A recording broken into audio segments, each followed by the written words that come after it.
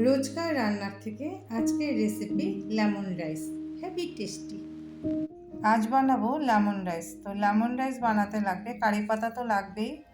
কারি পাতা, এখানে আমি কাঁচা বাদাম নিয়েছি, লেবু, বিউলির ডাল, শুকনো লঙ্কা, শস্য আর বুটের ডাল। আর আমি বাসমতি চাল ভিজিয়ে রেখেছি, এটা একদম ঝরঝরা ভাত করে নিই। কড়াইটা গরম হয়ে গেছে, আমি তাতে 1 চামচের মতন তেল দিয়েছি। আর এখন আমি তাতে দিয়ে দিব যে একটা শুকনো লঙ্কা, আর দিব বেশি না, অল্প খানিকটা বুটের ডাল। এই যে 1 চামচের মতন বুটের ডাল দিয়ে দেব।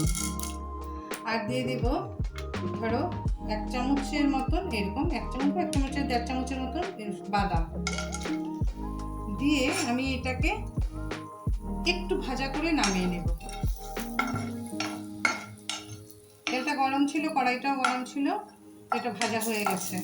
আমি এটাকে এখন নামিয়ে নেব। নামিয়ে এটাকে আমি গুঁড়া করে নেব, গুঁড়া করে পরে দিব। তো আমি নামিয়ে নিই। এখন আমি ওই তেলেই রাইসটা রান্না করার জন্য ধরো মোটামুটি 4-5 চামচ তেল দিয়ে দিলাম, সাদা তেল, এটাতে ঘি লাগবে না।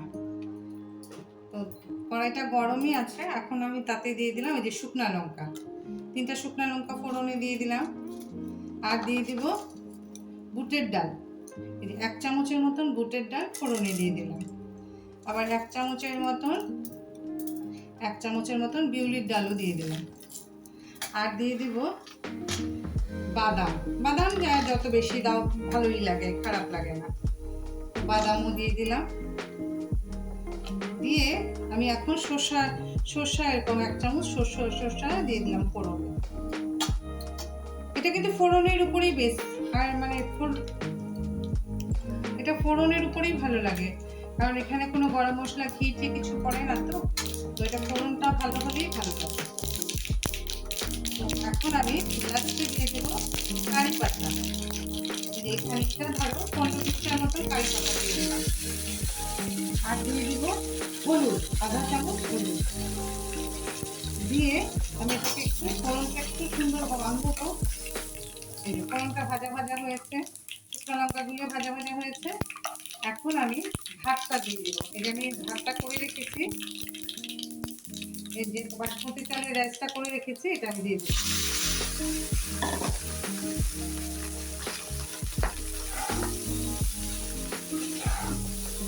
একদমই সিম্পল, কিন্তু জানো একটু অন্যরকম খেতে ভালো লাগে। আর এখন আমি দিয়ে দিব স্বাদ মতন চিনি আর লবণ। এই আমি স্বাদ মতন লবণ দিয়ে দিলাম, আর যে যেমন মিষ্টি খায় সেই হিসেবে একটু চিনি দিয়ে দিলাম। দিয়ে এটাকে ভালো করে নাড়িয়ে তারপরে আমি দেব লেবুর রসটা লাস্টে। কি সুন্দর গন্ধ বেরিয়েছে গো, তোমাদেরকে যদি ঘ্রাণ দেওয়াতে পারতাম। কারি পাতা, বাদাম টাদাম সব ভাজার একটা সুন্দর গন্ধ বেরিয়েছে। তো এখন আমি এটাতে দিয়ে দিব লেবুর রস। ওই যে আমি একটা গোটা লেবু দেখিয়েছিলাম, সেই লেবুটার রস করেছি, এই রসটা দিয়ে দিলাম, লেবুর রসটা দিয়ে দিলাম। দিয়ে এটাকে ভালো করে একটু ভাজা ভাজা করে নিই, তারপরে আমি নামিয়ে দিব। আমার না এই খুন্তিটা যেন খুব ভালো লাগে, যত কাঠের খুন্তি কি খুন্তি আছে, কিন্তু দেখবে যার যেটা যে কড়াই যে খুন্তি, আমার এই খুন্তিটা ভীষণ ভালো লাগে। তোমরা বেশি বেশি করে লাইক করো যদি ভালো লাগে গো, শেয়ারও করবে, হ্যাঁ বেশি বেশি করে।